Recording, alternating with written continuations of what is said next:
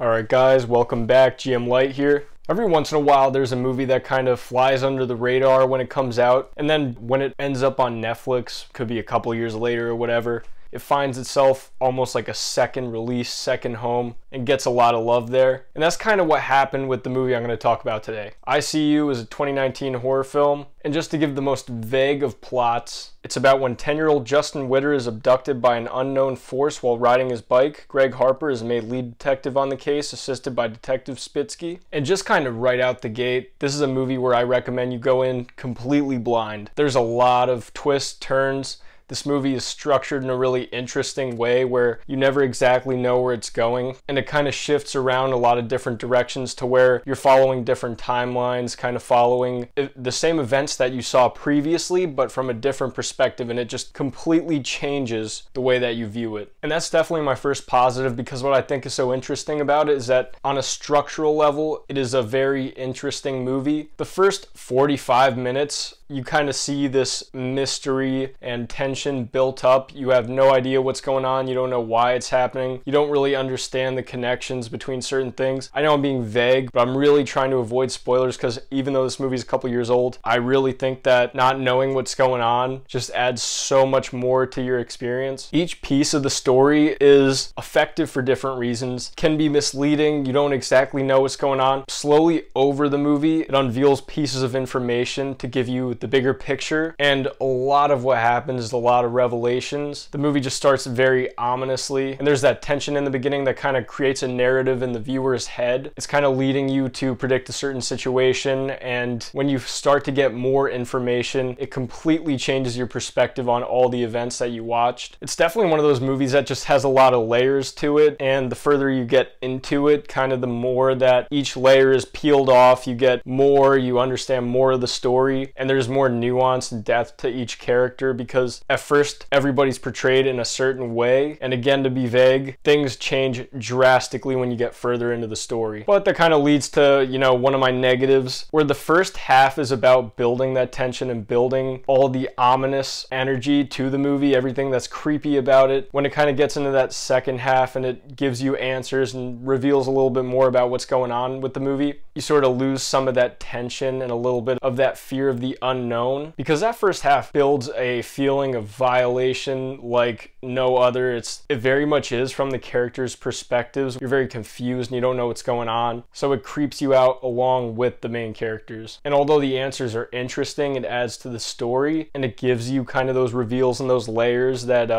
add to the nuance. It just takes away a little bit of the scare factor, I think. And kind of going with that, the main characters are pretty unlikable. To a certain degree, they're supposed to be, but it's still a little bit difficult sometimes to put up with unbearable characters, even if at the end of the day it all serves a purpose. When you have a kid that's kind of a pain in the ass and just a jerk to his parents, it always rubs me the wrong way. The mom is just a pretty vapid, terrible person. The dad, he appears to be a good guy. You kind of find out more about what's going on with him as the story unravels. So, you know, you're left with kind of unlikable characters at the center of the movie, but you kind of have to see more to, you know, exactly know what I'm talking about with some of that stuff without spoiling anything. I wouldn't even entirely put it in the negative column, because it's more stuff that I'm mixed on. It's stuff where the answers were interesting when things were revealed, but it takes away from the menace of the movie, and then the characters are unlikable, but it serves a purpose in the story and it works. You know, it's give and take. I wouldn't entirely say that they're negatives. They're just kind of more mixed aspects, but it works for what they're going for and for what the story's trying to accomplish.